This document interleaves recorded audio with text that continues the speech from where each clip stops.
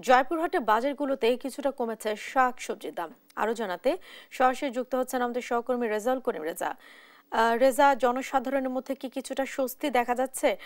আর আরেকটা বিষয় জানাবেন যে নিম্ন আয়ের মানুষের হাতের নাগালে কি সবজির দাম কিছুটা কমে এসেছে কিনা, কি দেখছেন আপনি? সার্বিক পরিস্থিতি জানাবেন।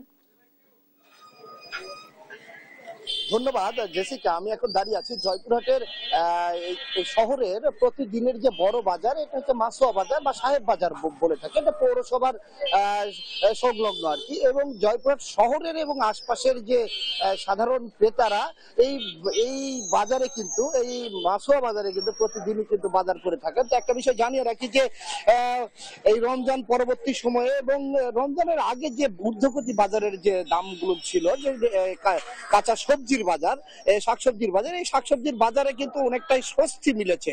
তো আপনাকে একটা বিষয় জানিয়ে রাখি যে এটা কৃষি প্রধান এলাকা। কৃষি প্রধান এলাকা হিসেবে এখানে কিন্তু কৃষির যে উৎপাদনের যে আলু উৎপাদনে, এটা দেশের দ্বিতীয় বৃহত্তম আলু উৎপাদনের জেলা। সেই আলুর দাম কিন্তু মোটামুটি অন্য বছর যে আলু এবং অন্যান্য যে সবজির দাম, এই সময় কিন্তু মোটামুটি আরো একটু ঊর্ধ্বগতি থাকে।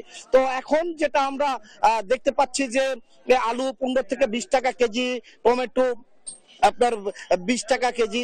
তো শাকসবজি অন্যগুলো যদি বলি, যে পটলের দাম 60 টাকা আজকের বাজার যাচ্ছে, গত কয়েকদিন আগে 80 টাকা ছিল। এখানে করলার দাম 60 টাকা। এবং কাঁচা মরিচ কিন্তু কাঁচা মরিচ বিক্রি হচ্ছে 50 থেকে 60 টাকা। তো সর্বোপরি বলা যায় যে ঢেঁড়সের দামও কিন্তু ওরকমই 50-60 টাকা কেজি। তো এখানকার যে ক্রেতারা যে স্বস্তি মোটামুটি পেয়েছে। একজন ক্রেতার সঙ্গে আমি কথা বলে জানতে চাই যে আপনি তো বাজার করতে এসেছেন, কি অবস্থা বাজারে? বাজার এখন মোটামুটি আমাদের লাগালের ভিতরে আছে। আলু 20 টাকা কেজি, 15 থেকে 20 টাকা কেজি। আপনার আপনার টমেটো 15 থেকে 20 টাকা কেজি। আপনার করলা আপনার 40 থেকে 60 টাকা কেজি। আমাদের লাগালের মধ্যে আছে। বর্তমান মাছ এবং মুরগির বাজারটা আমাদের হাতের নাগালের বাইরে আছে। এটা একটু মনিটরিং করলে আমাদের জন্য ভালো হয়, আমরা সাধারণ জনগণ একটু উপকৃত হতাম।